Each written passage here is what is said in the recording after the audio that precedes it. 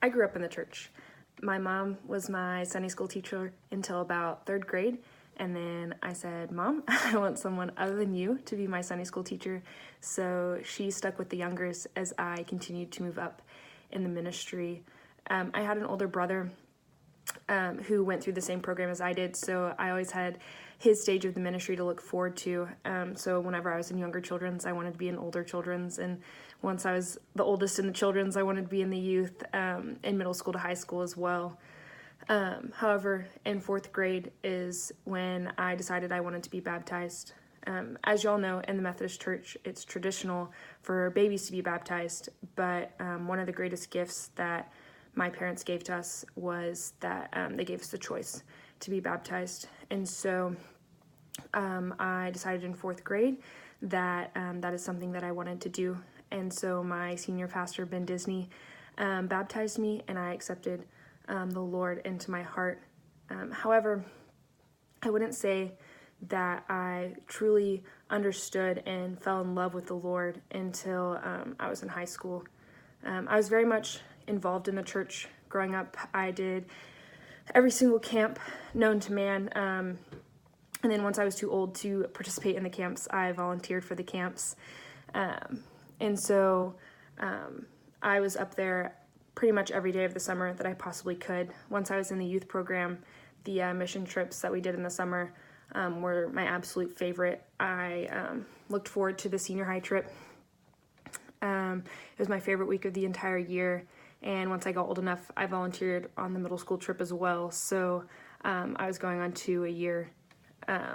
However, my sophomore year of high school, I was volunteering for VBS, and I was put in charge of the storytelling section, which I'm not gonna lie, is a hard section to be put in charge of. Little kids don't really like to be sat down and just told a story whenever they want to run around and play in the middle of summer.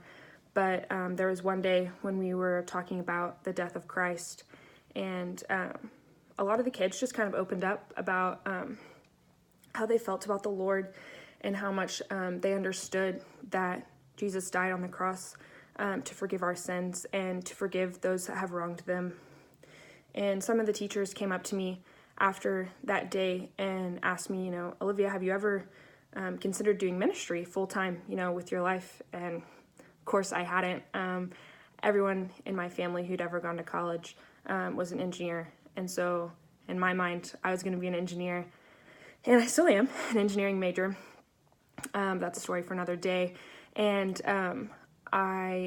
so that was in the back of my brain, someone had been talking to me about ministry. And then my senior year of high school, I went on a mission trip to Haiti.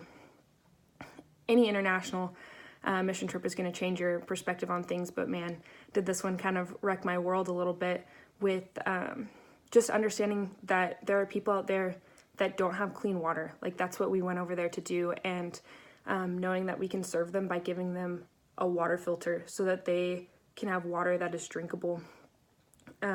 Just kind of set my heart on fire for missions, more so than I ever thought was possible. And then later that summer, so the summer going into my freshman year of college, all the seniors went on a backpacking trip in Colorado. And there was a sermon one night given by the lady at Sky Ranch that talked about not pursuing a career based on what your parents did or what you think that your parents want you to do. And JT Thomas was on the trip with us at the time, and he just kind of looked back at me and gave me the stink eye and said, "This sermon was for you." So at that point is when I decided that I wanted to pursue ministry full time. And I haven't necessarily done that quite yet. I definitely am still an engineering major at Texas A&M with a religious studies minor in hopes to go to seminary after I get my bachelor's degree. So in summary, I accepted Christ into my heart in fourth grade, but truly fell in love with him my sophomore and junior year of high school, and continue to fall more and more in love with him every single day with the college ministries that are continually pouring into me, and all the great people that he's provided in my life.